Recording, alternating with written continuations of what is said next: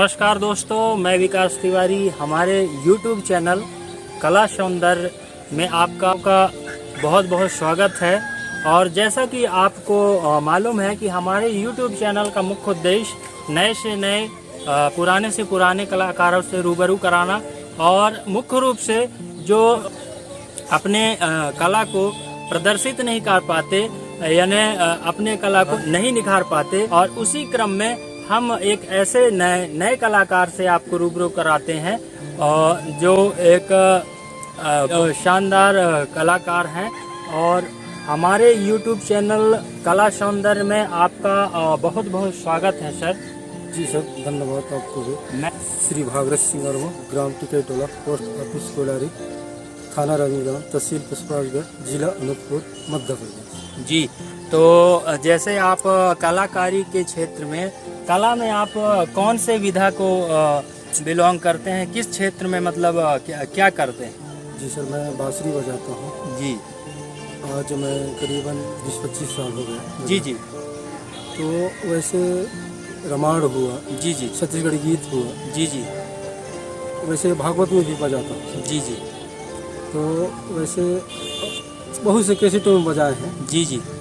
और प्रोग्राम में भी बहुत बजाए हैं। जी जी। जैसे कि प्रेमलाल हो गए। जी। और जिसका करके तो मैं रिकॉर्डिंग में नहीं बजाया। जी जी। मैं छोटा ही रूप में बजाया हूँ। जी जी। वैसे अभी सीखने ही के माध्यम से भी चल रहे हैं। जी जी। जी, तो वैसे अभी सोच तो बहुत आगे तक है कि हम लोग और आगे बढ़ें। जी जी। और बजाएं और सीखें। बहुत सी कमी है हमारे में। जी जी। तो कौन सी चीज़ कहाँ पे बज रहा है, कौन सी चीज़ कहाँ पे बज रहा है, अभी इसको अनुभव भी कर रहे हैं और बजाने का प्रयास कर रहे हैं। जी, तो जैसा आप बता रहे हैं कि एक आप मधुर स्वर देने वाले हैं, बांसुरी वादक हैं, तो ये वादन का जो आपका हुनर है जी, तो ये कहाँ से आपको प्राप्त हुआ? जी सर, ये तो मैं कहीं शहडोल गया था। जी जी। शास्त्रीय संगीत में वहाँ 2 महीना क्लासिकल किया। जी जी। तो पिताजी भी बोले कि ज़्यादा मत रहो। जी जी। अब जो समय हमारा साल भर का कोर्स रहा, कोर्स नहीं कर पाए। जी। अब 2 महीना में कुछ नहीं हो पाता है कि शास्त्रीय संगीत कहाँ पे क्या है। जी जी। लेकिन वही सारे गामा पाधा नी से जैसे कि अपन कोर्स ही कर पाए थे 2 महीने में। जी जी। और आगे नहीं बढ़ पाए, जी। इस वजह से पिछड़ गए। लेकिन वैसे अभी भी मालूम है शास्त्रीय संगीत, जी। सारे गामा पाधा नी से, इसी के माध्यम से अभी भी जी। जैसे कि छत्तीसगढ़ी है जी जी। और कर्मा ददरिया है। जी जी। रामायण में भी जैसे नवधा गीत कहते हैं, जी। उसमें भी वैसे बजाते हैं। जी, तो आपकी जो शुरुआत हुई है वो बांसुरी बजाने की जो शुरुआत है तो गांव से हुआ है? पहले आपके परिवार में कोई और बांसुरी वगैरह बजाया करते थे, कोई भी वाद्य यंत्र बजाया करते थे, या फिर आप अपने परिवार से पहले ऐसे व्यक्ति हैं जो कला के क्षेत्र में आपकी विशेष रुचि है? इसमें मेरा पिताजी बजा रहा था, कीर्तन हो रहा था। जी जी। तो वो पहले सीधा वाले चल रहा था। जी जी। उसी के माध्यम से बजाते बजाते एक ठो मेरा भाई इंदौर में था, जी। प्रताप सिंह में। जी। वो फिर बेड़ा वाले जो मुरली था, जी जी। वो को लाए। उसके बाद फिर उसी में धीरे धीरे सीखते सीखते सीखे। उसके बाद फिर मैं वैसे बजाना सीखा सर। जी। अब इसमें गुरु तो अब गांव के जितने कलाकार थे वही थे। जी जी। जैसे विजय सिंह पट्टा हुआ, जी जी। ललित सिंह आर्मो हुआ। जी जी। वो फिर सिखाते सिखाते मेरे को सिखाया, बहुत दिन तक सिखाया। इसके बाद भी मंच में बैठने लगे, उठने लगे। जी जी। इसके बाद इस मंच तक, स्टेज तक पहुँचे। तो ये जो कला का आपका सिलसिला है, ये बांसुरी वादन का, तो लगभग कितने साल हो चुके होंगे लगभग में? लगभग में सर इसमें 25 साल हो गए होंगे सर। जी, मतलब आप 25 सालों से बांसुरी वादन का कार्य कर रहे हैं और लोगों के बीच अपने मीठे बांसुरी के स्वर से परोसते हैं। और आपकी शिक्षा दीक्षा यानी आप कहाँ तक पढ़े हैं? जी सर, मैं तो 7वीं तक पढ़ा हूँ सर। जी। ये कलही के माध्यम से मैं नहीं पढ़ पाया। दूसरे जी जी। ये सीपतपुर मछखंडा जिला चला गया। जी। कलाकार जो स्टेज प्रोग्राम दे रहे थे उस टाइम में, छैला प्रोग्राम। जी जी। उसी के माध्यम से फिर उनसे संपर्क हुआ, तो उसी के माध्यम से मैं चला गया सीपतपुर मछखंडा जिला। जी। उनके पीछे चला गया। उसके बाद साल भर के बाद आया। इसके बाद फिर पढ़ नहीं पाया, वहीं से मेरा पढ़ाई वढ़ाई बंद हो गई। जी। तो जी। वहाँ से फिर मेरा रुचि हो गया बांसुरी बजाना और कलाकारी में जी कि आज हम पढ़ नहीं पाए हैं तो शास्त्रीय संगीत और प्रोग्राम में नाम रोशन करें। जी। तो आप अपने कला को और आगे निखारना चाहते हैं, आप अपने नाम को रोशन करना चाहते हैं, तो निश्चित रूप से आप कोई ना कोई रिकॉर्डिंग में तो आने वाले टाइम में कोई ना कोई अगर ऑफ़र देता है तो आप बेसिकली कोई ना कोई कलाकार के साथ तो बांसुरी वादन का अगर ऑफ़र आता है तो आप निश्चित रूप से बजाएंगे।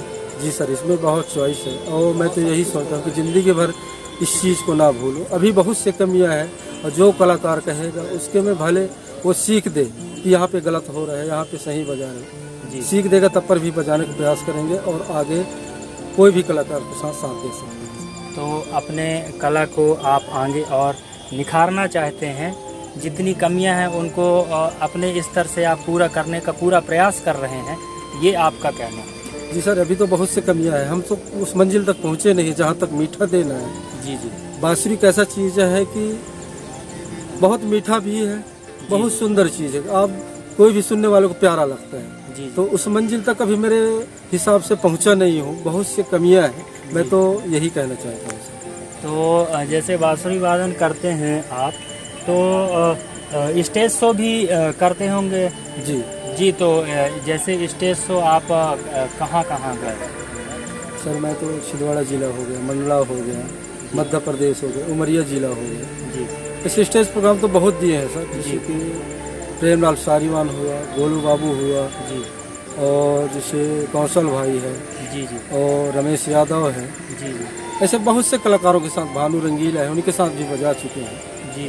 ऐसे बहुत से गायकों के साथ बजा चुके हैं। जी जी। लेकिन अभी भी मेरा इच्छा मन पूरी नहीं हुआ है कि अभी और आगे बढ़ना है। जी। अपने प्रतिभा को निखारने के लिए कौन कौन से प्रयास कर रहे हैं? सर, यही सोचता हूँ कि मैं और आगे नाम बढ़े और प्रयास करूँ कि थोड़ी से जहाँ कमियाँ हैं उसको सुधारूँ और सीखूँ, यही मेरा उद्देश्य है।